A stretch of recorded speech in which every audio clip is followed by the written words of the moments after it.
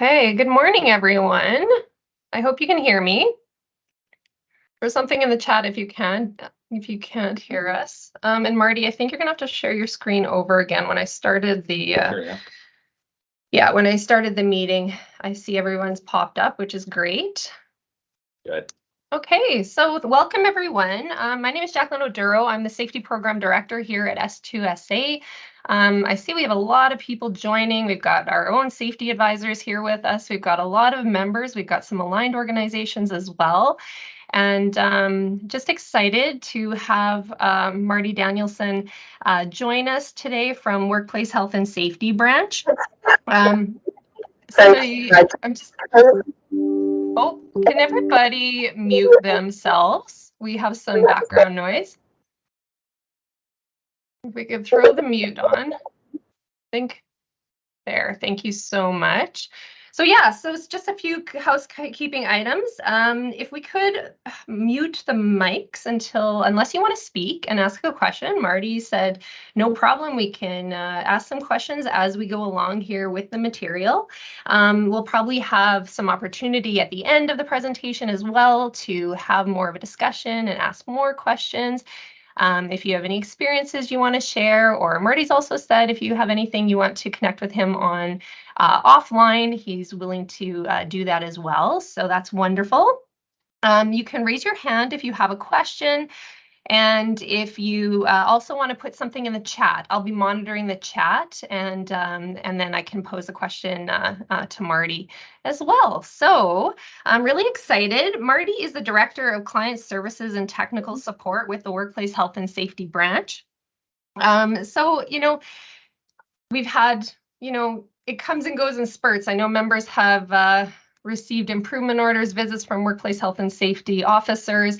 Some of it's new to our membership, some of it's not. And it's a really great refresher to kind of go over initiatives, protocols, what to do if an officer shows up. So we're going to get into some of those basic things today.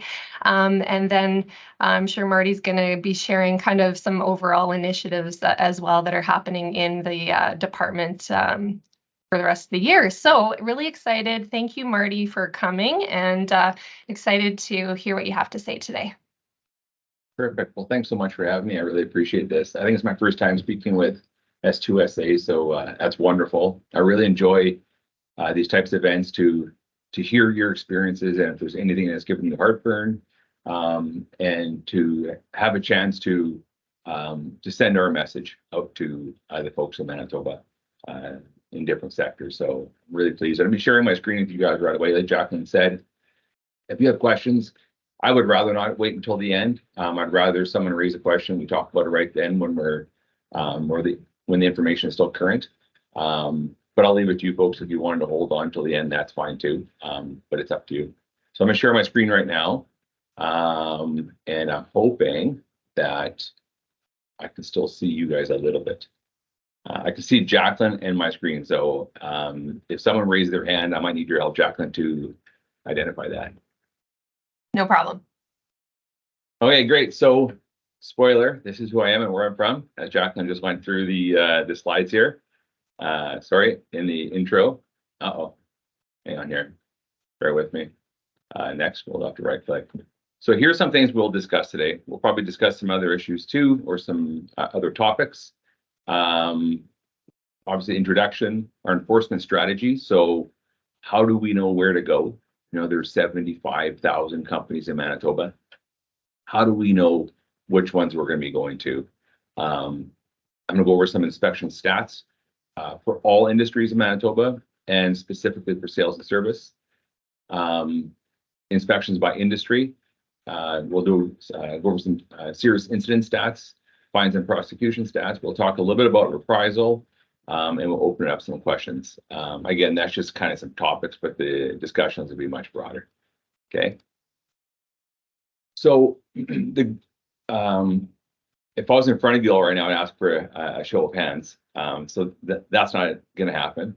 But how many of you folks are safety professionals, or safety is under your authority at the workplace? Is it a 50%, Jacqueline, you think, or mismatch?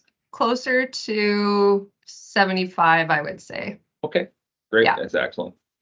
So I think it's excellent we're having these discussions around safety, and how do we get better? So why do we do what we all do? So, you know, it's some sobering stats, right? So last year in Manitoba, 21 workers were killed because of their job. And in Canada, annually, about 1,000 workers die each year because of the work they do. So picture that, that's like 3 a day. So there's 3 today that will die because of the work that they do or did. Just recently in Manitoba, we had 2 workplace fatalities on the same day, just hours apart, both younger men.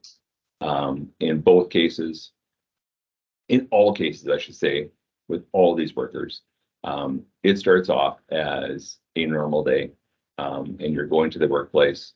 There's no special goodbye from your family. There's no bugles. There's no flags being lowered. There's nothing indicating that you have a clock above your head ticking backwards and it has just hours left on it or minutes.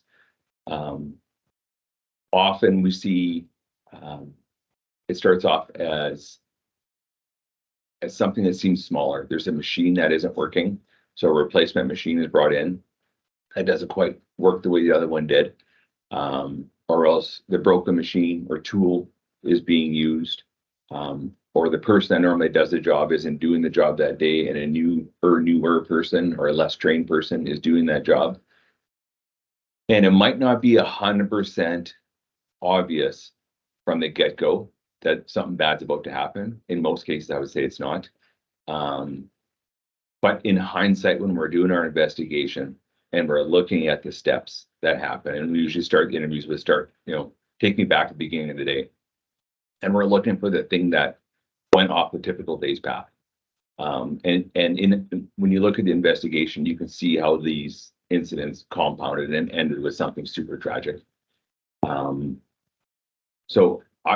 My advice to you folks is to start off with the one thing that would keep you awake at nighttime, the thing that you're afraid of going wrong. Address that one because it's probably going to happen. The thing is with the work we all do in safety, there is no measure of the lives we've saved.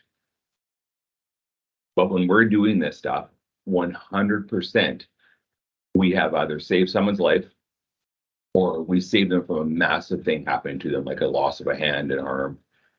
Maybe they were going to be in a wheelchair, something really bad. There is no measure of that because we don't know what would have happened, right? Specifically with each one. But we know that the work we do has impacted Manitobans and it's massive. So good on all of you for the work you do. Okay. So kind of back to what we chatted about earlier. How do I know? I'm just going to put you up here, Jacqueline. We have 75,000 workplaces in Manitoba. How do we know where we're going to go? So Workplace Safety and Health conducts targeted enforcement initiatives of workplaces and industries throughout the province in order to ensure higher risk hazards are effectively managed. Workplace safety and health enforcement strategies reflect the following priority areas. So it's workplaces that demonstrate repeat or willful noncompliance. So what is that? That is the employers that we are going to, and we are issuing the same orders over and over. It might be fall protection and construction. It might be guarding and manufacturing, but it's the same orders over and over. So we know that the employer knows better because they've been issued this order. And when we issue an order, the employer has to send us a report of compliance. And the compliance report says how they're going to address the order, essentially to make it safe for workers. So that tells us they know what to do. So when we have an employer that demonstrates repeat or willful noncompliance to high hazard contraventions, we're going to move back repeatedly until that's not happening anymore. We go to high risk workplace with the emphasis on those with high or increasingly high injury illness rates. So where do we get that from? Well, we work with the Workers' Compensation Board closely. And every year we get monthly stats from the WCB. I was actually just looking at a list prior to joining this call of all the injuries that happened at workplaces in Manitoba last month. We have an MOU, so that's a memorandum of understanding with the Workers' Compensation Board, so we can share information with them and they can share information with us. It wouldn't be FIA, so it wouldn't be people's health-related information. But we're allowed to, the memorandum of understanding says that we're allowed to share information with each other for the purpose of accident and illness prevention in Manitoba, or injury and illness prevention in Manitoba. So we have this legal agreement to share information for that purpose. So that's where we get that injury and illness rate information from. You might be in a sector where the whole sector is really high, like construction. There's lots of injury there, so that'll get our focus. Or it might be at a workplace in a sector where the injuries are really low. It's a fairly safe sector, but this one employer is really high. They're higher than their peers. So we're going to go to that employer and we're going to see why all the injuries are happening there. We're also going to be looking at workplaces that fail to notify workplace safety and health incidents. So how do we know about an incident if we haven't been made aware of it? That one there, we send the WCB a list of all the incidents that happen at workplace safety and health that are reported to workplace safety and health. They review in their system to make sure it was reported to them. And if they weren't, they're looking at it possibly through claim suppression. And they send us all the injuries that were reported last month, whether it was through the worker, through the hospitals or healthcare. And then we comb through our system and we make sure they were reported to us. If they weren't reported to us, that's a failure to report a serious incident to workplace safety and health, possibly. So workplace safety and health spends more time in workplaces that do not have the appropriate systems or a strong safety and health culture, as both are essential to keep your workers safe, right? And during inspection, safety and health officers interact with supervisors and workers to ensure appropriate training and supervision is in place. So when we are doing an inspection at a workplace, we'll often speak to the workers, to the committee. Often we will ask for a member of the committee or a worker rep to do the inspection with us. So that's not uncommon. If you're seeing that and you're wondering why we do that, that's part of what we do. Supervisors play a key role in the day-to-day safety aspect of their workplaces, as they are responsible for ensuring workers under their supervision are properly trained, have all the required equipment, and are carrying out their duties in accordance with safety and health regulation. Sometimes in workplaces, we'll be dealing with a person that doesn't even think they're a supervisor, but they are, because they have been tasked with having authority or control over a worker. So an example of that might be in school divisions. You might have a resource teacher that is not part of the administration team. They're not a principal. They're not a vice principal. They're a teacher like all the other teachers in their eyes. But in some cases, the resource teachers have educational assistants that report to them.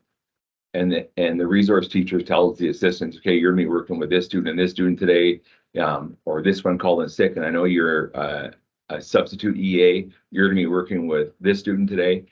They have the ability to affect that worker safety. They would need to make sure that worker is aware of the hazards they'll be working with that day. And it might be they're working with little Marty, and Marty has a trigger with people with glasses. So if you're an EA and you have glasses, that guidance counselor would have the knowledge to prevent that substitute EA from getting hurt that day. So even though in that guidance counselor's eyes are not a supervisor, in the Act's definition, they would be, because they have authority or charge over a worker. Carrying along. Okay, so here is a little bit of stats here. So this is from April 1st to Monday, so it's fresh data. I wanted to make sure we had the most recent data for you folks. So from April 1st to November 20th, so far we have done 3,780 inspections in all industries in Manitoba. Okay, so that's mining, construction, manufacturing, you name it, it's there. Obviously includes sales and service. Of those inspections, 62% resulted in orders. So if we're to do an inspection, if you were to be a worker, an employer in one of these workplaces, there is a 38% chance you didn't receive an improvement order, right? You would have got a report form, which is basically saying that we may have seen some things there that weren't 100% up to code. But our officer felt that there was real low risk and they were comfortable with not issuing orders that day. They may have made it in as a discussion point or a note that this is something you guys should be looking at, but there was no orders issued. And then if we break sales and service out of that 3780, 1,085 inspections were conducted in retail and service. You're a little bit higher than the rest of Manitoba. So 69% of those resulted in orders. So 31% of them got no orders at all. Again, you would have got a report for them. Again, so that could be, so our officers have discretion, just like the city police do. You know, I can run across the law courts across the street here, and let's say I don't cross at the crosswalk. I cross in the middle of York, and the police are sitting there and they watch me do it. That is against the law, but they have discretion whether they're going to issue me a ticket or not. And they're going to be looking at their risk. Like, were people slamming on their brakes to avoid hitting me? Was I causing an accident? Could I have been killed or caused an accident? That's the type of stuff they're going to be looking at. But if they saw me run across and there absolutely wasn't a single car around and it looked pretty safe to them, they may not issue a ticket. It's the same thing with our officers. Our officers are trained about discretion. One of the examples that we'll use is if they're driving down a little rural road in Manitoba and they come across a construction site and they see, 4 or 5 workers working on the road and they have a hard hat and high vis and all that stuff on, but the high vis they have isn't quite right. It's not class 2 through the CSA standard, and it doesn't meet the requirements of the regulation, but it is high vis. Our officer is they know right away that is against the regulation, but now they're going to use their discretion and they're going to assess risk and the hazard. So the hazard is them getting hit by a car, but the risk is very low because they're on a little gravel road kind of in the middle of nowhere and there's no cars around other than our one officer that's driving by. So our officer in that case may, talk to them and say, hey, just so you guys know, that high vis isn't right. I'm going to leave you guys alone today because of the risk. I think the risk is real low, even though the hazard is you getting hit by a car. Now, those exact same people could be working on Portage in Maine Monday morning at 9 a.m. and the hazard's still identical. It's them getting hit by a car, but the risk has gone through the roof. So now that officer might issue a stop work order, right? It's because the risk has changed now. And he feels that if he was to just drive, he or she was just to drive by, that this could end bad. So our officers are trained in discretion. So you might have one officer issue an order for one thing at one workplace and not at another workplace. And the two workplaces could be talking and say, he or she came here and we got this order. Well, we didn't. And we'll get those calls. And we want to talk to the officer and find out, tell us what you saw that day. And talk to us about the hazard and the risk and whatnot. And that's within their discretion. We actually can't tell them that there is zero tolerance for machine guarding or there is zero tolerance for fall protection. We can't tell our officers that if you're driving down the street and you see workers working at heights of fall protection, that you have to issue an order, a stop work order. That's called fettering discretion. That's removing their discretion. It's illegal. We can't do that. So we train them on hazard recognition and risk recognition, and then they go out and they use the powers that were given them by the minister to enforce the Workplace Safety and Health Act and its regulations. Regulations, there is 3 of them. Does anybody know what 3 there are? Good question. So there is the regulation that most of you would be familiar with, which is MR 217, which is the typical regulations that has working alone and fall protection, asbestos and whatnot in there. And then there's a regulation for just mining. It's MR 212. That's for every mine and quarry in Manitoba. And then there's the administrative penalty regulation. So there's the Act and the 3 associated regulations, which we spoke of. So there was 7,546 orders issued between April 1st and this Monday in all industries. 2,886 of them were issued in your sector. So I guess about a third of them type thing. 200, now this one here is a little bit less. 251 stop work orders were issued in all industries, and 42 of them were in retail and service. So it's, you have your share there, that's for sure. Any questions?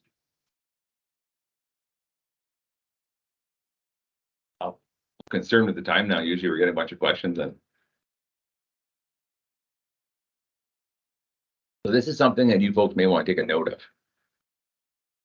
I had some stats pulled on what orders is your sector most likely to receive.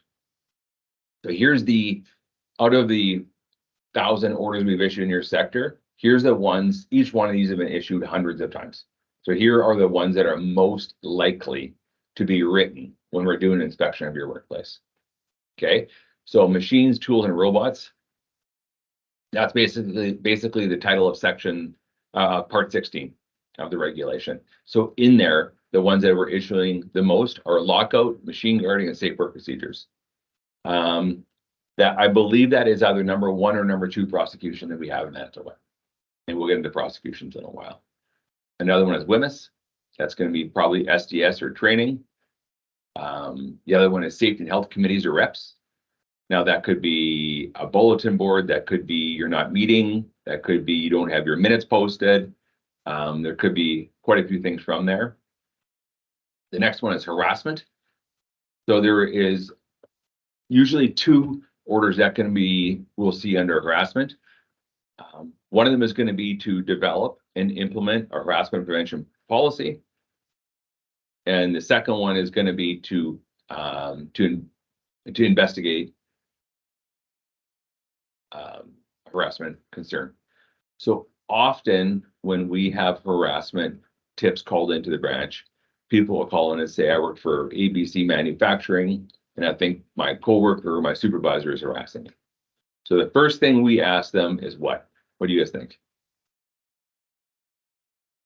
Any takers? First thing we ask them is, do you have a harassment prevention policy at the workplace? And I would say in 80 to 90% of the times they say, I don't know. So we're not going to go and just call the employer and say, hey, Mr. or Mrs. Employer, Marty just called and feels you're being harassed. Can you send me your policy? What we'll typically do is, because we don't want to stir a bee's nest yet, because it might not be required, right? So we're going to ask the worker, can you see if you can find one and provide us a copy of it? They may come back and say there is no harassment prevention policy. So then we'll assign that to an officer, and the officer will likely go to the workplace and ask them for a copy of the harassment prevention policy. When they're there, they'll probably do a full general inspection of the workplace. But one of the things they're going to ask for during that inspection is for a copy of the harassment prevention policy. And if the employer says we don't have one, because it sounds like they likely wouldn't, they'll get an order for that, along with whatever else we see when we're there. Once that order is complied and we're sent a copy of the harassment prevention policy that meets the requirements of the regulation with the 6 required statements, we'll then move them into compliance. We'll then advise the worker that you now have a harassment prevention policy and we encourage you to use it. We're not going to necessarily be big brother steering them through this. We want the system to work on its own. So now the worker will go to the employer and say, hey, listen, my supervisor, my coworker is harassing me. I know we recently had a harassment prevention policy created, and it says that they can't do that. And you'll investigate it, yada, yada, yada. So often the employer will do that, and it sorts itself out. They either find harassment and then they follow the policy and they'll put some kind of discipline measures, or else they'll do some training, whatever it is they're going to do to make that go away. And then they have to monitor to make sure it's effective. Or sometimes the harassment is, it's got some questions like, the employer investigated, but they didn't interview any of my witnesses. So I feel like it wasn't a fair interview, at which point we'll get involved and we'll say, send us a copy of the investigation. We want to make sure that it was investigated appropriately. And we may ask them, there's some key witnesses identified that were interviewed. Can you ask us why? And we'll kind of steer it along. But what we don't do is we do not come out and do the investigation for harassment. We steer the employer down that path to, make sure it's done in alignment with the legislation. So that's another big order we write in all sectors. This is not just sales and service. Fire and explosive hazards is another big one we write. That could be around chemical storage. It could be around fire extinguishers and whatnot. Electrical safety. This is often around equipment, extension cords, electrical panels that aren't covered properly. Various things around electrical safety. And then the last one is emergency washing facilities. This is typically around eye wash stations. And usually we have looked at an SDS sheet, which says that you need to have a 15-minute eye wash if this chemical gets in your eyes. And then we ask where the eye wash station is, and it's either a long ways away, it's dirty, it's empty, or it's not in place. So we issue the order for that. So these are the areas that you folks will likely want to go back and take a look at your workplace to see if you have this stuff in place, and if you're ready for an inspection if it happens. And Marty, we have a question here from one of our members. So the question is related to lockout, and I know that there's a review of the legislation going on right now, but is there any consideration to make lockout its own section in the regulation instead of being part of machine tools and robotics? And you know, Neil, jump in if you have anything more to add on that question. Okay, I'll fire away here. Yep. So a great question. So yes, Jacqueline, the act and the regulations went under review last August. We were given permission from the minister to launch the 5-year review of the act and its associated regulations.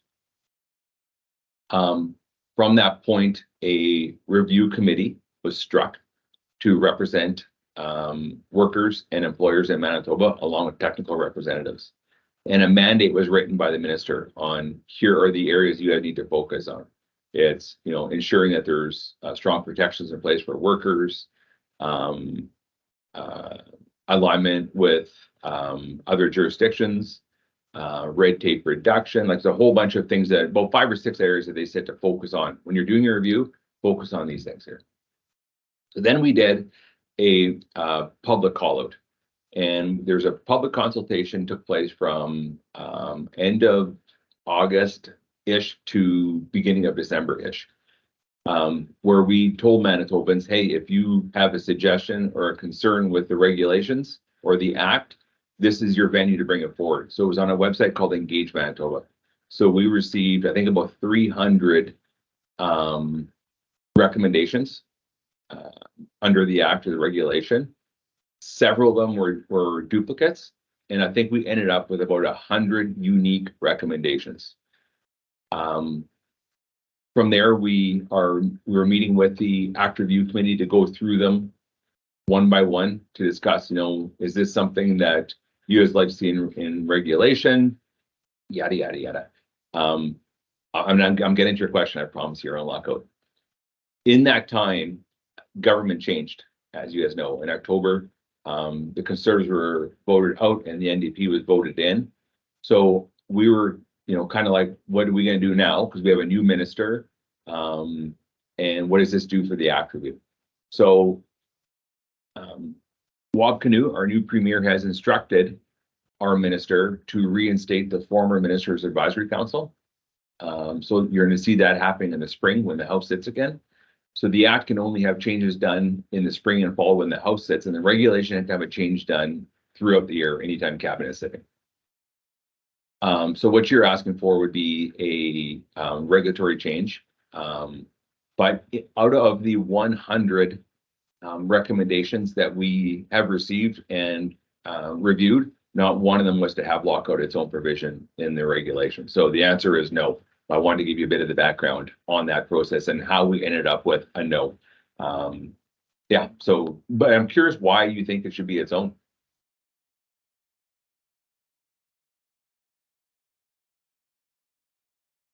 You'll have to unmute yourself if you can speak, Neil.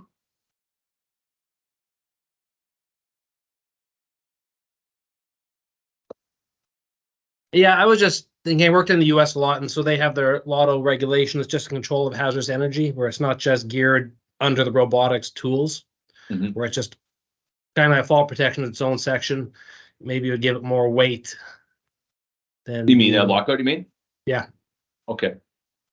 Yeah, it's got a fair bit of weight. I think that is, like I said, that's probably our #2 prosecution that we do is under lockout, machine guarding. Usually you see those orders going together type thing, right? When there's an incident happens around them.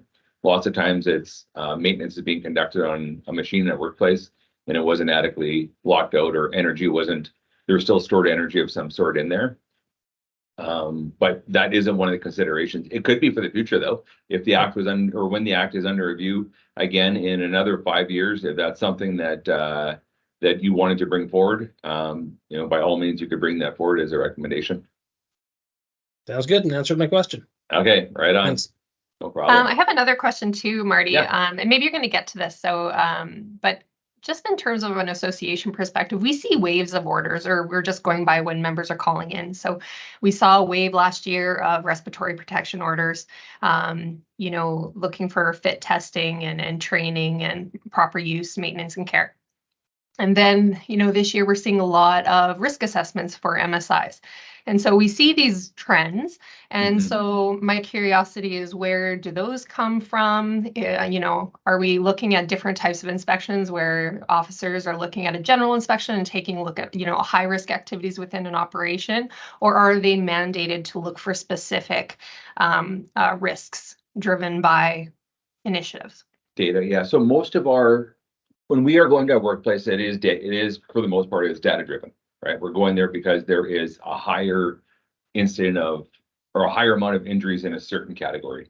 So it could be that you are a leader. If we've identified your workplace as being a high injury producer, and it's a high injury producer of MSIs, then we'll likely be going there with a focus on MSIs. It might be that we say, hey, we know there is several back injuries that have happened here in the last month. Can you show us your investigation into those and what control measures you put in place to prevent them from happening again? It might be something like that. It might be, we know you had a number of back injuries last month or the last few months. Could you take us and show us what machines those happened on? I can't say exactly how the officer is going to attack that to go and try and prevent those injuries from happening again. It may be that we are seeing, we know which chemicals are being used in a pile of workplaces in Manitoba, and we know that those chemicals are likely to cause X disease. So we'll say, let's say it's in ink. There's certain chemicals used in ink. Okay, so where's all the ink manufacturers in Manitoba? Here's the companies that use this ink here. Okay, so the SDS says they need to have this and this and this in place. Let's go there because this is a known carcinogen. Let's go there and make sure they have respirators. Let's make sure they have the fit testing. Let's make sure there's not facial hair. Because if you don't have that stuff in place, but you have a respirator that's leaking, it's like you don't have a respirator on, right? Yeah.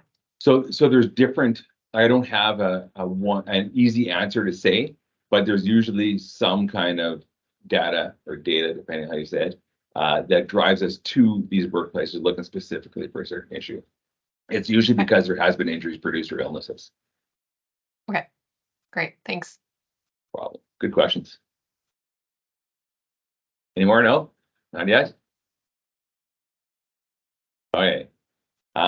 So here is serious incidents by industry. So if we look here, manufacturing is the leader at 20% of the injuries. And this is serious incidents. Okay, so these are like the worst ones. These are ones that are reported to us. This isn't the minor injuries type thing. This is the ones that get reported to us. Sidebar, we get about 1,000 and 1,200 serious incidents reported to us each year. So manufacturing is the leader of serious incidents, and then retail and service and mines and quarries and oil wells are tied for second, or are tied for third, and construction is second. So in here, and I wish I had this slide. I thought I put it in, but I don't, and I know it's not next. So we have serious incidents, and then we have the immediate responses. So immediate responses are like the most significant injuries that are coming out of this. When we look at that list, construction is a major leader in that area. I think across North America, construction manufacturing, there's a lot of fatalities that happen in those industries. And when an accident happens, it's an accident or incident happens, they're often very bad. But this is all the serious incidents reported to us. Transportation communication, this is low. And I think the answer is mostly because they're federal companies. So there's very few provincial companies in there. Public admin and defense, 6%, education, 8%, healthcare, 7%. But here's you guys up here at 17%. So you have your share in there for sure. Okay, so fines and prosecutions. So since 2018, there have been 56 convictions in Manitoba under the Workplace Safety and Health Act, which is a pretty big number, with other files currently before the courts. So what I mean by that is, I'll just kind of walk you through the process here. So let's say a serious incident comes in right now, and it is for let's say, so fire paramedics often calls us too. So let's say fire paramedics, we receive a call from fire paramedics that a worker has just fallen off a 3-story building. It's in rural Manitoba. STARS is on scene, and they're transporting them to Health Science Center. So we are going to get a hold of the employer, tell them to hold the scene if the employer hasn't called us yet. If they have, we tell them to hold the scene. We're sending an officer out there. We get word later on that the worker passed away. So we're going to do our full, or maybe they haven't passed away, but we're going to do our full investigation. We're going to gather all the photos, all the information. We're going to interview our witnesses. We're going to interview maybe coworkers and supervisors and owners, depending on who's at play here. And our investigators are going to hand the file over to their manager, who does a review. And from there, completely separate from the investigations unit, is a manager of prosecutions.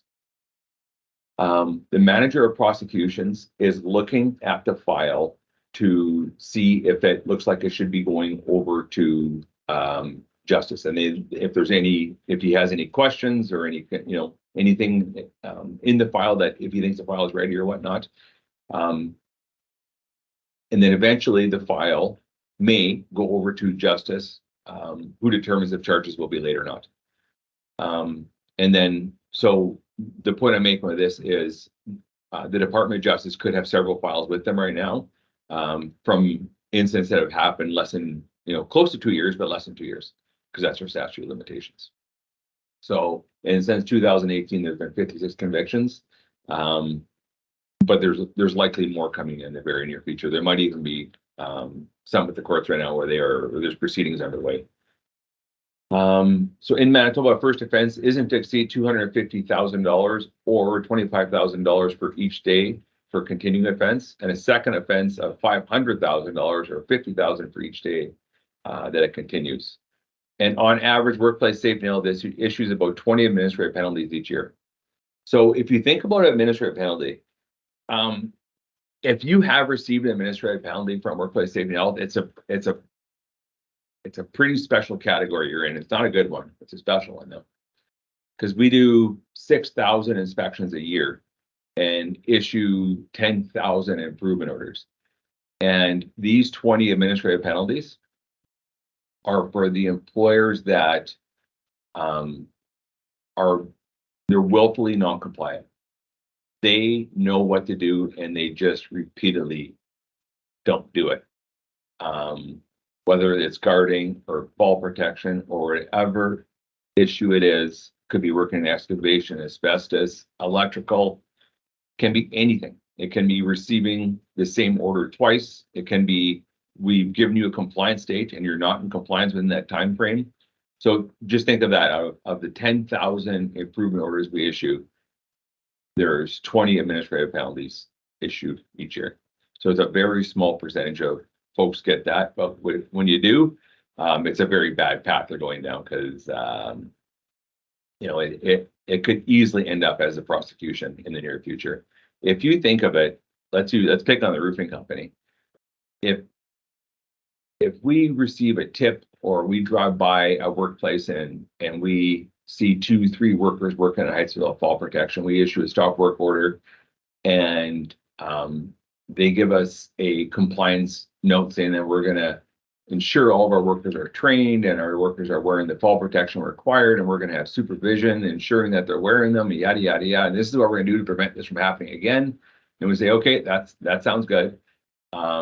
We lift a stop work order and we let them go back to work. And a few weeks later or a month later, we catch them again.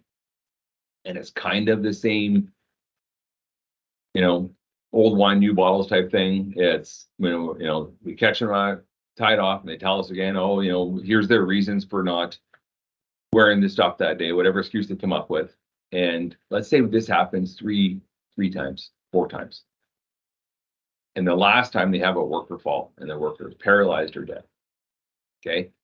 Think of our case if it goes before the courts, where we show that we have caught ABC Roofing 3 times, 4 times in the last year. Every time they said they know better, every time they told us they're going to have these measures in place to prevent it from happening again, every time they said they're going to have supervision and proper equipment and yada, yada, and every time it's a failure. And now it ends in a fatality or a serious injury. Our case is pretty slam dunk because each time you got the orders and stop work orders, you sent us a document saying it's not going to happen anymore and we know better and this is what we're going to do. And here we are. So it doesn't look good for the employers when this happens, right? And obviously you have a worker that's horribly affected. They're dead or their life has changed significantly for the rest of their life. So I think that sometimes, I don't know the answer. It's my speculation. I think sometimes people might think that when they get an order, a stop work order, that there's no cost associated with it. And it's possibly not taken serious. I'm not too sure. But for some reason, some employers don't take this stuff seriously and they end up in this category of 56 or in this category of 20. Or a worker is, killed or hurt. So not good. We have a question about serious incidents Okay. definition.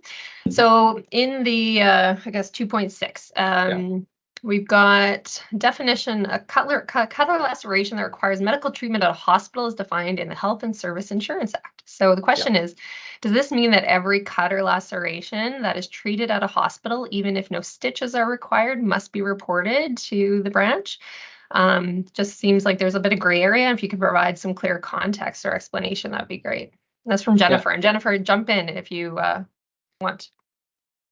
Good question, Jennifer. Yeah, that is how it reads. If a worker is cut, so keep in mind, if a worker is cut and you're sending them to the hospital or to a walk-in clinic even, for treatment on that cut, you should be reporting it before you even know what the treatment was. And the reason why I say that is because the way the regulation is written, it says it has to be reported immediately by the fastest means of communication available.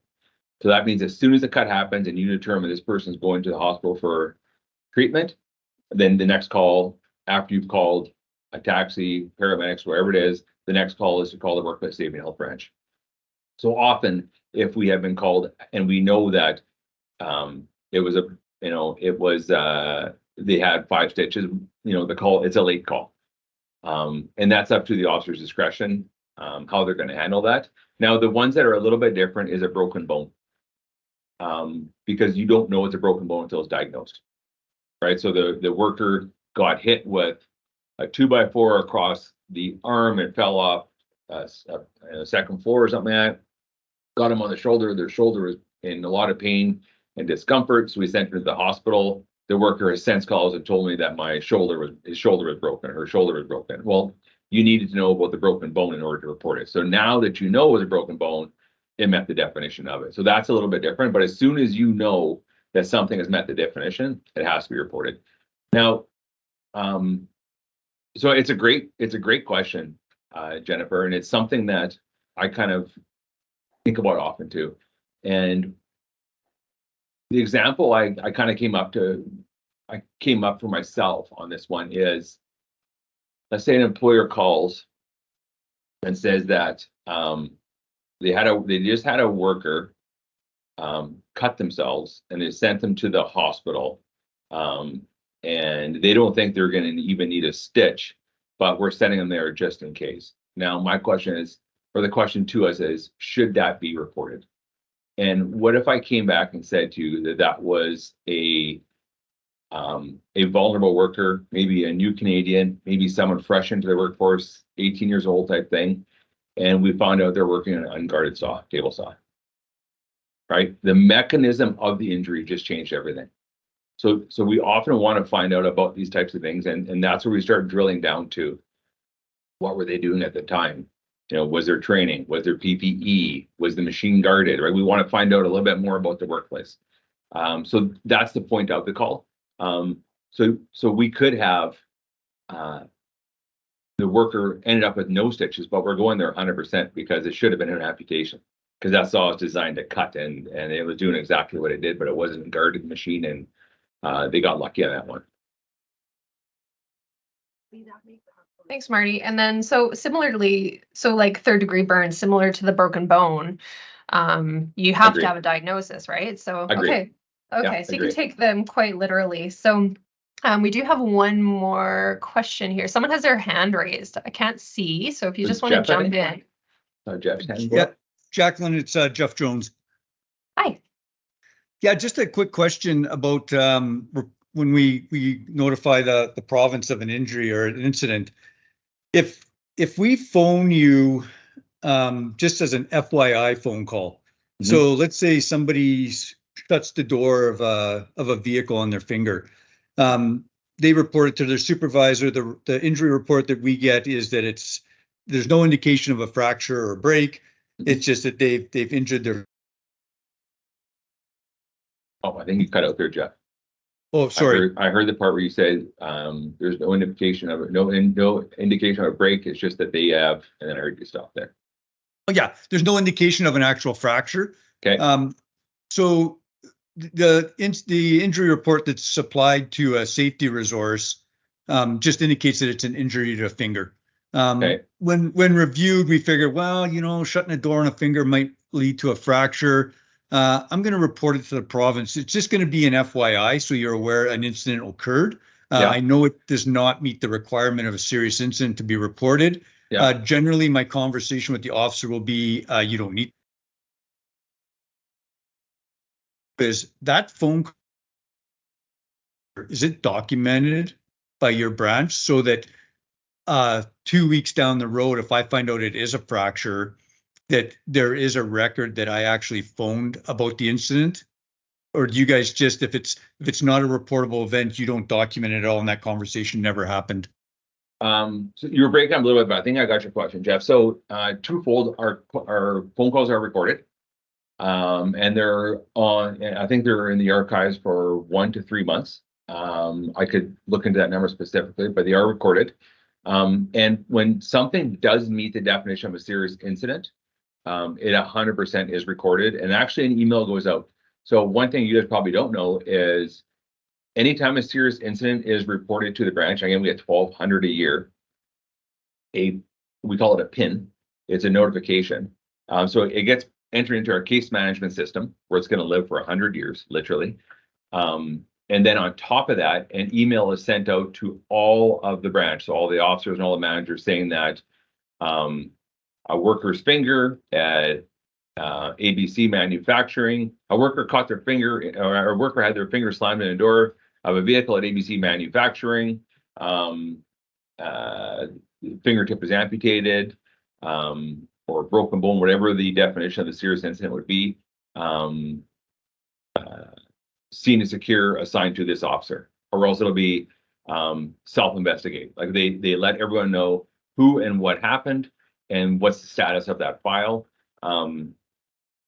But if it didn't meet the definition of a serious incident, I think it'd be kind of up to the officer if they were going to document that or not, but they definitely wouldn't have to, because it's not a serious incident. But the reg does say, and like you said, you would call back. The reg says as soon as the employer was to find out that the information that was provided to us has changed. So in this case, it wasn't a serious incident, but now you've learned from the worker that it was actually a broken bone. You would then either call it in as a serious incident or update the file saying that's worse than we thought. We reported this as a broken bone, but now it's an amputation, or we called this in last week and you guys said it's not a serious incident, but we've since learned that it's a broken bone.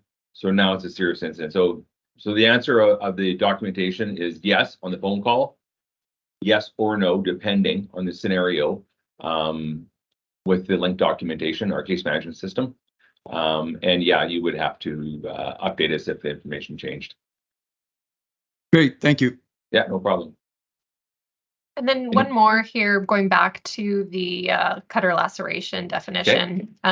Could you provide a little bit of insight into what that is when it's a hospital as defined by the Health Services Act? Does that mean like I think you referenced the walk-in clinic and licensed medical provider. Like, is there a rule of thumb of what that actual hospital definition is? The definition is actually super, super broad, and reading it, because I've read it a few times, and I think it even includes a nursing station. Okay. So so a hospital isn't just an ER. Like, there's a lot of people out there. We had a lot of calls when Victoria Hospital, Seven Oaks, and one other one went from emergency to an urgent care. If a worker goes there, is it still reportable? Yes, it is. Walk-in clinic, still reportable. Like, these are all reportable incidents. I think there was a thought that if you go to a walk-in clinic, you don't have to report it, but you do. Okay. And keep in mind though, so we triage these, right? So we get 1,200, 1,000 serious incidents reported to us a year. We probably show up and attend probably 200 of them, right? So when you're calling in something that we don't want anyone getting hurt, obviously we all want to go home the way we arrived. But if someone does have the type of cut, let's say they slipped with their box cutter and they've gone to the hospital for 1-2 stitches, they've been there for 10 years, they've been doing this job for 8 years, type thing, I would say 10 out of 10 times we're not going to it, right? Now, what might happen is we see a trend at that workplace, a whole bunch of incidents happening. It could be that you're getting a general inspection where we assign to an officer and say, here, this employer is having a lot of injuries lately with knife cuts. Why don't you go do a walk around there and see what we find? That might happen. But for us to show up at these incidents, like, we've had numerous amputations of tailgates, people slamming their fingers in tailgates, like big gravel trucks and whatnot. And I don't think we've gone to any of them. It's a horrible accident. Like, someone has lost their finger, but it's like there's no guarding there for that, right? Like, it's bad that happened. But that's not the type of scene we're typically going to. Now, we might hear one day where we are because it was a 16-year-old worker, things have changed and now we're going to that one. But I'm just giving you an idea of like amputations we haven't gone to. So I don't want you thinking that calling us means that we're coming out there right now, hold everything. Right? So we're going to ask a whole bunch of questions to determine what was the circumstances surrounding this one. Right? Thanks. That's helpful. Any other questions? No? Okay. Okay, so does anyone know what appraisal is? Or reprisal? Okay, so for those of you that don't, because I can't see your heads nodding, I saw Jacqueline, she knows, but so reprisal used to be called discriminatory action. And the name was changed because only the name was changed. The definition is identical. But the name discriminatory action, a lot of people were calling us thinking they were discriminated against. And it is a type of discrimination, but it's different. So most of Canada use the term reprisal. So we use the term reprisal to align with other jurisdictions because we felt it captured it better. So essentially, any worker in Manitoba has the right to raise a safety concern, to exercise their duty as a committee member, as a worker. They have a right to call workplace safety and health and have us come down and look at something they had concerns with. They have a right to refuse dangerous work. They can do all of this stuff. They have a right to say that this work you've asked me to do is dangerous and requires a respirator that I need to be fit tested for, and you haven't fit tested me. I'm afraid of, like, they have a right to do that stuff. They have a right to say that I've been harassed. They have these rights to bring this stuff forward, and they cannot be disciplined for raising a safety concern or exercising a right or a duty under the Workplace Safety Act. Okay. So we have a team of officers that investigate these things. We get lots, we probably get 100 a year. And these ones here are a full investigation. So a worker will call us and say, I work for ABC Manufacturing. I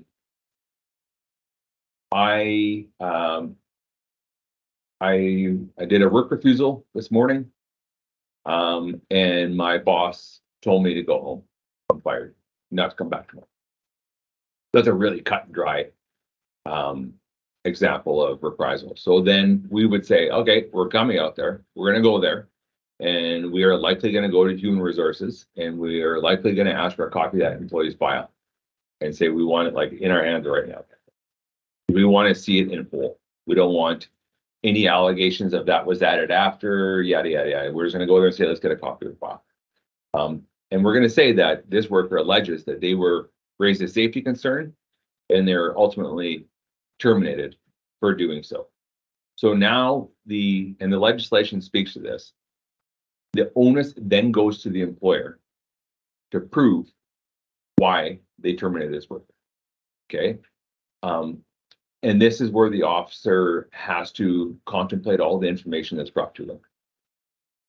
They're going to look at the worker's allegations, they're going to look at the employer's bonus that they have provided and determine why they were terminated. I would say it's probably about, probably about 30% of them are in favor of the worker and 70% are in favor of the employer, simply because in a lot of cases, the worker doesn't know that there was already steps in place to terminate them or replace them. And we see that in their file. We had a worker raise a safety concern and they were terminated.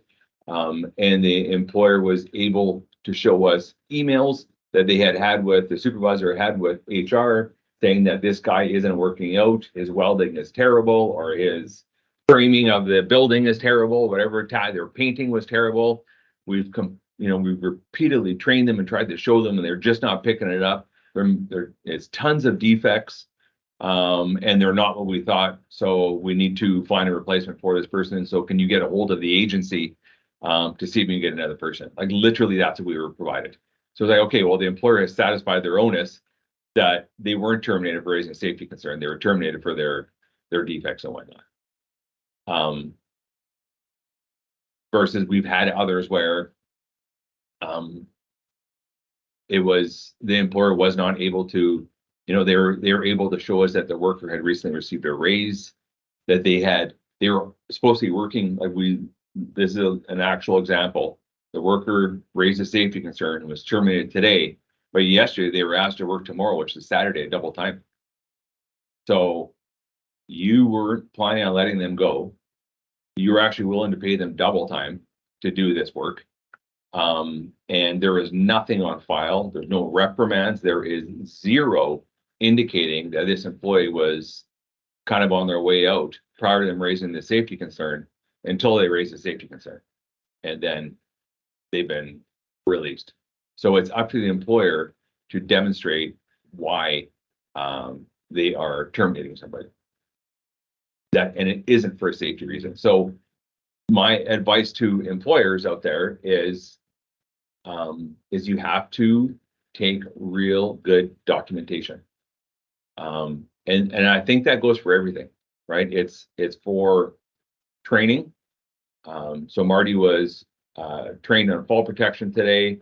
He was given all of the gear. He was taught how to inspect it. He was taught how to anchor his anchor, how to tie off to it, how to inspect it, how to wear it, yada, yada. He was taught everything. And we are going to provide the supervision to make sure he's doing it right. Like, so then if I was to ever fall, as tragic as it is, as an employer, you can at least say, well, we had trained him. We had taught him how to do it. We'd actually disciplined him once before for not wearing it. We caught him not wearing it. We sent him home, or we gave him whatever it is. And And that all shows that you, as an employer, are trying to do everything to make sure that this worker is successful and safe. And the same thing with discipline. If someone is on the ropes because they are always late, they are insubordinate, you caught them leaving early, theft of time, make sure that stuff's all documented. So if something like this happens and they say, hey, I'm being discriminated against for raising safety concerns, and workplace safety and health comes out and says, proof to us otherwise, you have a file that captures the type of employee they were and why they are being terminated, if that's the case, right? But if you have poor documentation, this can affect you in a reprisal or in a conviction, right? If a worker is badly hurt or killed one day. You want to be able to demonstrate that we are setting our workers up to succeed. We're making this a safe workplace. We have the systems and training in place, so they go home at the end of each day the way they came in, right? So this is a reprisal. Is there any questions at all around reprisals? We get a lot of them. Often when we get there, the employer doesn't know what they are. And okay, so hang on. Let me pause a little bit here. So if a reprisal does happen, the Act gives us powers. The powers are, we can reinstate them at the workplace, so you have to hire them back and put them on that job. Any lost wages that incurred because of the reprisal, the employer has to pay them back. So let's say it was a fairly unique job in a time when it was hard to find work, or it was easy to find work. It's a competitive market out there. So we would have a bit of a formula we follow, and we might determine that this worker could easily wait 3-4 months before they found a similar type of work with similar pay in Winnipeg or Manitoba. Then the employer would be on the hook to pay them 3 or 4 months of pay. So it can be large. And also another thing they have the power to do is to have any reprimand on file removed, and to stop reprisals from continuing in the workplace. So the employer would receive an improvement order saying that you are to tell us how you're going to prevent reprisals from happening in the workplace. So it's now, in a lot of cases, if we think that the relationship is super toxic, and likely not to be successful, we won't reinstate them. Sometimes the worker isn't pleased about that, but it doesn't say that we have to do all these things. It says an officer may do them. We've had workers that knew they were discriminated against and didn't even try and find work, and they were off work for like 6 months, and they were very upset to find that we issued 6 weeks pay. And they're like, but I've been off work for 6 months, and we say, well, you should have been looking for work, because there was work out there, and we've determined that you could easily have found work within a 6-month time frame or 6-week time frame. So we were issuing, the 6 weeks of pay. So not, lots of times one side or the other side isn't pleased. Sometimes both sides aren't pleased. And often a reprisal ends in an appeal. And the reason why it ends in an appeal is because there's often one side that's not happy. Either we sided with the employer and the worker feels that we got it all wrong and they deserve this money or their job back, or we sided with the worker and the employer feels we got it wrong and they owe this money or they have to reinstate and all that. So usually these end up in appeal to the director, who's our executive director, and often that decision is again appealed to the Manitoba Labor Board. So they are, if you think about reprisal, they're actually a labor dispute more than the root is safety, but they're really a labor dispute, so they can be a little bit tricky. And it's a full investigation. Sorry, go ahead.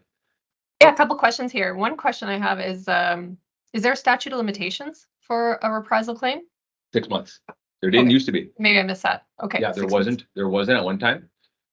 So people could come forward and say, I raised a safety concern 3 years ago and I was terminated. I didn't know this legislation existed, but now I do, so I'm bringing it to you folks.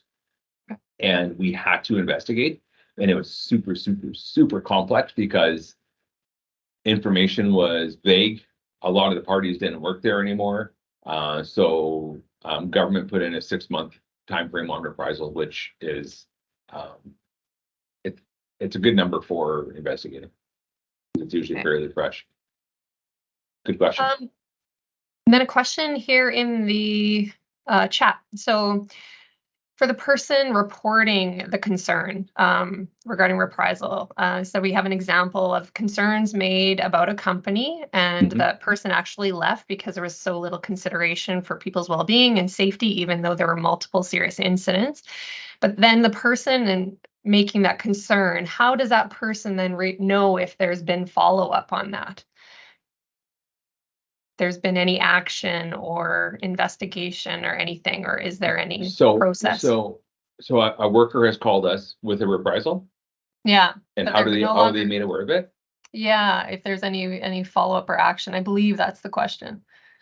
So if that's the question, so when someone calls us with a complaint, they'll be called with an interview. It's going to be a recorded interview. Well, it'll live on the computer for decades and decades, like 100 years type thing, and we'll have a recording of their interview, and the officer's gonna have a pile of questions for them. You know, what's the safety concern that you raised, or what's your right or your duty? What punitive measures came out of it? It has to affect your wage, your pension, benefits, future opportunities for promotion, all that, and which one of those were affected. So it has to meet the definition. What we're trying to find out is does this meet the definition of discriminatory action? Or sorry, of reprisal. If it does, then it's going to flip forward to the employer. And we're going to say to them, there's allegations of. In the end, when a decision is made, the worker and the employer are each going to get a letter from the officer outlining that on November 20th, 2023, Marty Downson alleges that he raised a safety concern regarding blank. Downson also says that as a result of raising this concern, he subsequently was terminated. However, the employer states the reason Downson was terminated, and they go through it, all the facts, and the end it's going to say decision. And it's going to say, I therefore believe that the employer satisfied their onus or else has not satisfied their onus, and therefore I'm siding with blank. If it's siding with the worker, it's then going to have something called, it's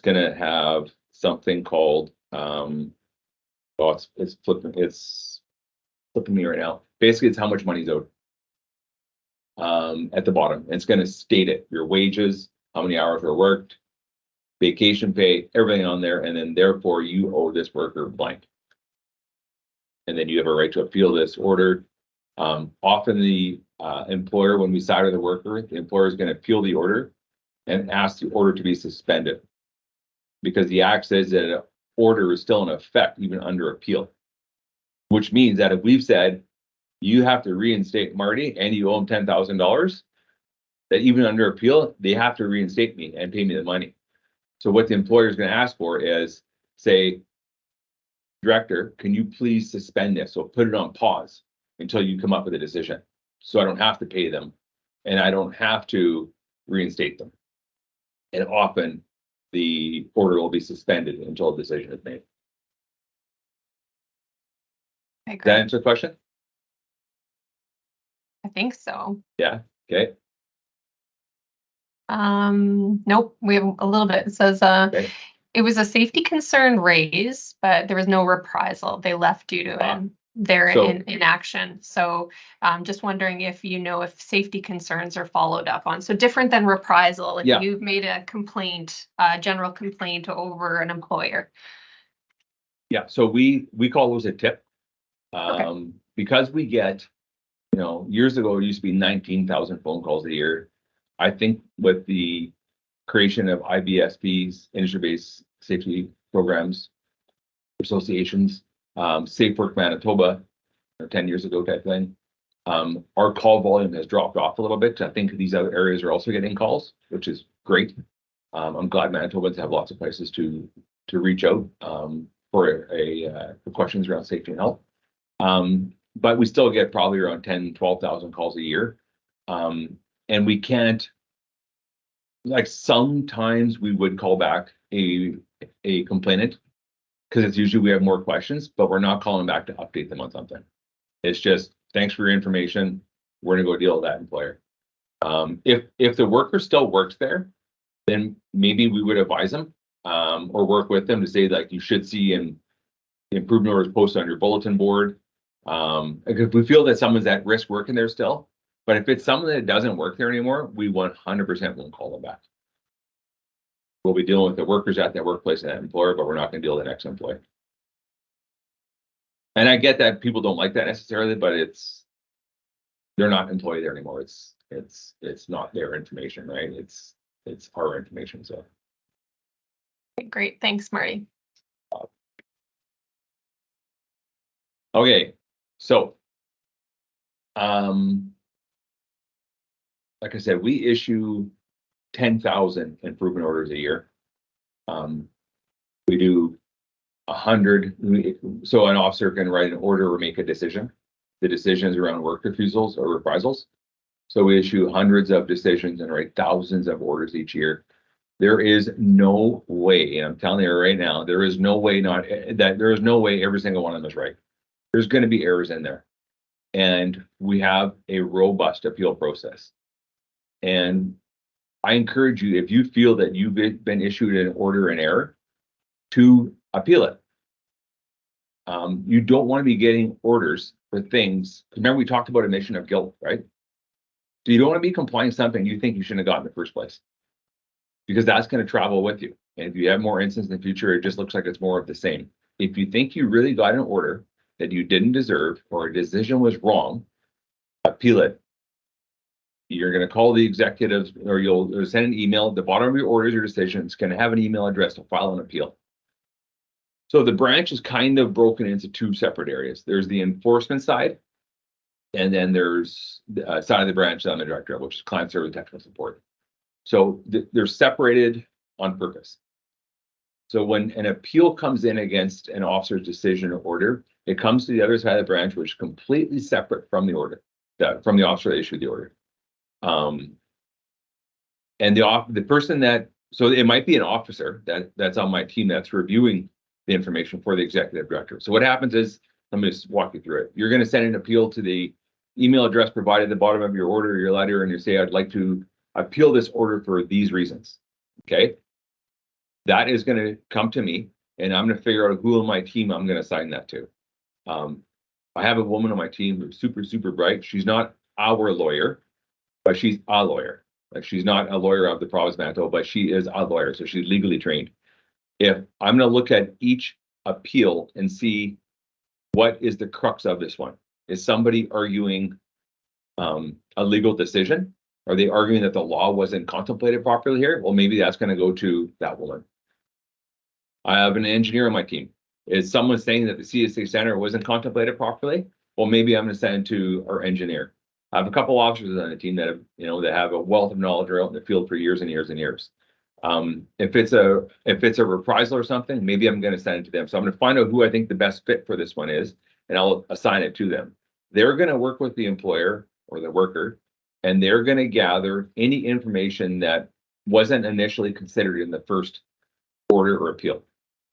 So here's information that you guys need to consider that we don't think the officer considered in the first place. So we're going to look at all the information initially provided and any new information. So the person I assign this to is gathering this information for the executive director.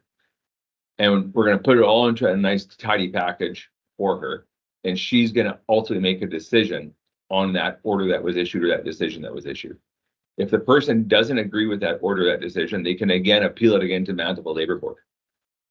There's no fees associated with this. Now, I get you might have a lawyer or something reviewing it for you, and that can have its own fees. But the Workplace Safety and Health branch was not going to issue any fees saying, yeah, sure, you can appeal us. That's $200. It's as far as that part goes, it's going to cost zero. I know there's going to be labor hours. It's not, what I'm trying to say is I know there's a fee associated to yourself. It's going to cost you money, whether you have a lawyer doing it or you have an employee doing it who's got labor hours and whatnot. There is some anchor costs associated with it, but there isn't a fee from us that's going to come out to you. So if you feel you got something in error, by all means appeal it. There is no fear of retaliation. If we ever found out that an officer is retaliatory, that'd be a bad day for them. It's gonna be a big discussion. We don't believe we have that on staff. We train our officers to make sure they're confident professionals. And if we think something that's going on out there, we'd want to know about that. So we wouldn't want you to be fearful of any retaliation. So I encourage you to appeal orders that you don't think you should have got. Because like I said, we issued 10,000. We know there's errors in there. Right? And we talked to the officers about that too. we say to them, you issue 10,000 orders a year.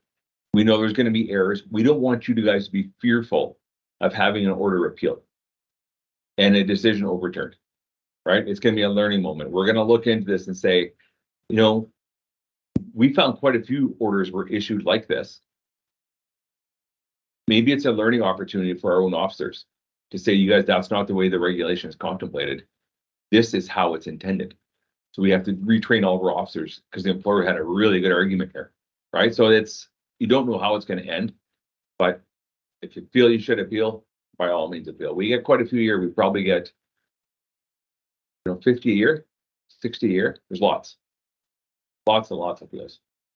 And what's the typical turnaround time for an appeal to be?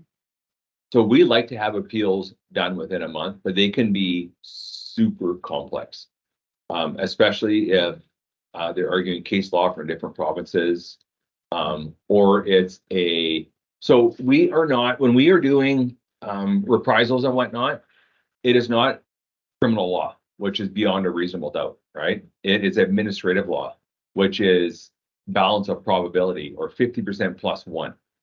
So we've had reprisals where all the agreed upon facts are identical. The worker said a whole laundry list of things, and the employer's like, yeah, that's all true. And the employer said a whole laundry list of things, and the worker's like, yeah, that's true. Like they all agree that everything they said was true. Except in the very, very end, the employer said that she said, I quit. And she said that he said, you're fired. So for us to make a decision on which way to lean, it's like kind of a fine tooth comb. And in that one there, we ended up getting our hands on the ROE, and the ROE was termination. So if like Mr. or Mrs. Employer, you allege that they quit, then why'd you quit? Terminate on the ROE, right? That was the decision factor. But it took a long time to go down this path because you're reviewing all this. It's a flood of information coming from both sides, and you got to kind of lay it out. And it's like everyone's agreeing upon the facts here. So we got to keep digging to find out which way are we going in. And it was complex. So sometimes they can take a long time. Often in real complex ones, each side gets a lawyer. And there's lots of extensions being asked for, lots of information, lots of new information. And they can drag on and drag on and drag on, and it can be a year. But we try and have them wrapped up in a month.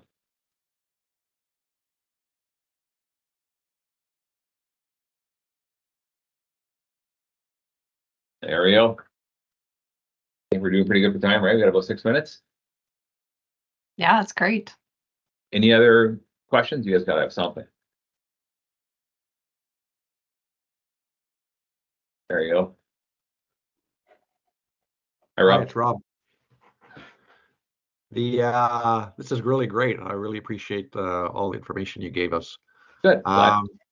The act and the regulations are large and detailed and complex. Yes. So when an organization is working on trying to get things in place, it's can be a multi-year endeavor. So how does your department work with an organization like that if you were to do an inspection? So I think you'll find that most officers are going to go there. Let's say they come across a place that is, it's a mess, right? It's a mom and pop operation that grew into a fairly large facility, but some things didn't grow along. And they get there and they see that there is real interest. Like a lot of times you'll get there and these people just don't know what they don't know. And when you start talking to them, you can see they're fully on board and they're engaged, and they want to get better. We may recommend them to an IBSP, like, hey, listen, there's safety associations out there that can help you with this type of stuff. And we can connect the two of you together. Right? It doesn't necessarily mean that we're going to set up shop there and we're going to be just repeatedly hammering with orders. But sometimes we'll see that we feel that the risk is so high that we have to address a whole pile of things and get them working with the association, or else sometimes there's huge there's resentment against us, and there is no appetite to move forward. And then we're probably going to be there a lot, issuing orders and trying to put protections in place to ensure that people go home at the end of their shift, the way they arrived. So there is a few different ways that it can definitely go. I think that majority of the workplaces in Manitoba that we deal with, it's probably around the 4% category that have huge pushback, and they're like, get off our property, you're not welcome here. We have some workplaces that we have to take the police with us when we do inspections, because believe it or not everyone loves us. Just kidding. Yeah, we, typically people are receptive. They, no one wants to see the workers get hurt or killed. And a lot of times they don't know what they don't know, and they're really receptive of the information, and they want to get better. And I would want to be a resource. In my past, back in my heydays, I was out in the field, right, as an officer. And I had seen a workplace with a pile of machine guarding issues. And I asked them to provide me with an assessment of your worst machines, your machines that you think are used the most and are most likely to hurt workers, and to provide me a schedule of how fast these would be addressed. I know it's not reasonable to have them guarded overnight. But I also know that we can't just leave it alone the way it is. So maybe there's a couple that are going to be taken out of service, or maybe there's a couple that you can get guarded in the next few days. And we're going to do that. And here's a 6-8 week, 2-month plan for the remainder of them. And then maybe I'll be checking in every few weeks to see how the guarding is coming along. It kind of depends on the feeling that the officer has, like how are the workers in good hands? Do they have an employer that is going to, take charge and get this stuff fixed? Or do I think that everything they tell me, sometimes it starts off that way, and after a few weeks, like nothing has moved. The plan that you provided me, nothing is guarded, and then we got to ramp things up a little bit. So it kind of depends, Rob, but it's but we try and go down the path that's reasonable all the time, right? Reasonable to worker safety, reasonable to the employer. Some of your guards, you might be talking about machines that were bought 80 years ago, which obviously happens in Manitoba, some real old equipment that didn't come with a guard. So now you're gonna have to get a guard manufactured, and you're gonna have to try and get a company to do that. And yeah, it can take some time, right? So, but we want to be reasonable. We're, again, we have to look at the risks associated with each one of them. Does that answer your question? Yeah, no, that's helpful. So I think if the attitude is there for safety, and you can see it's happening, and there's progress being made, there's grace for that, is what you're saying. Yeah. Again, it's up to the officer's discretion, so we can't tell them what to do and what not to do. But a lot of meeting the rules is about having policies and procedures and documentation, right? Like it's a lot of, I'll call it paper writing, but if at least the attitude is there to have a safe environment, that's a good start, right? Yeah, like a lot of times it is administrative controls for things like harassment prevention policies, safe work procedures, all that type of stuff. But when you get into more complicated things like maybe something like H2S training, well, that's not going to happen tonight, right? And we can't let you guys continue without it, because the H2S is so deadly. So that one's going to be a tough one. It's probably going to be a stop work order, right? Or maybe the employer can say that, I can guarantee you that my guys won't be doing this work, but we've contracted this employer to come do this work for us to make sure XYZ happens, and they all have H2S alive, and they're going to have the monitors, yada, yada, yada. And then in that case, right, okay, well, that work can continue, right? So that can be hard stuff. Safer procedures can be fast, policies can be faster, not fast, but faster. Guarding can be quick if the guards were just taken off and the employer still has them. So it kind of depends, but the officer kind of use that discretion on whether it's going to be a stop work order and an improvement order. And then on the improvement order, how much time are they going to give you to comply with that? So there's a couple things that play there. Thank you. No problem. Any other questions?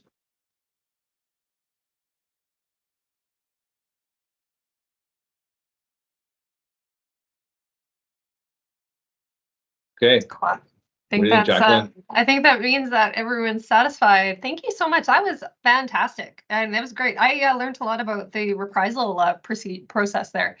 Good. So it's been a while since I've sat through a presentation for the branch. So great refresher. Love the statistics. And Good. I think that was really valuable to our membership. So thank you, Marty. And if anyone needed to get in touch with you, how would they go about doing that if they had something would like to discuss with you offline, sorry. You can give my email address, and we can start there, and we can have a meeting if they want, or a phone call, whatever they're comfortable with. Okay, so if anyone, if that applies, so you just want to reach out to us, then we can pass along Marty's email address. But we just really appreciate your time and expertise and insight. Sometimes a little bit of a mystery for organizations that are being visited, and there's different approaches, like you said, with different officers. And so it's really nice to see the overall structure and approach from the branch. And yeah, that was fantastic. I really appreciate your time. Well, it's great. If you guys want to do it again in another quarter or 6 months, something, let me know, and we'll put something together for you folks. Super. Okay, well, thanks for having me. I really appreciate you guys. Just again, keep in mind that our goal here is to try and get those significant accidents, incidents, and fatalities. We're trying to, that's our objective, right? All of us, nobody wants them. Everyone can agree on that. And that's the intent of our inspections and whatnot. So I know there can be some heartburn associated with that sometimes. And I apologize for that, but just keep in mind that's our goal. So it's a great reminder that, there's a bigger picture at play. Yeah. Right. Yeah. That's right. So fantastic. Okay, well, thank you guys so much. It was great speaking with you folks today. Okay. Have a nice day. Bye, everyone.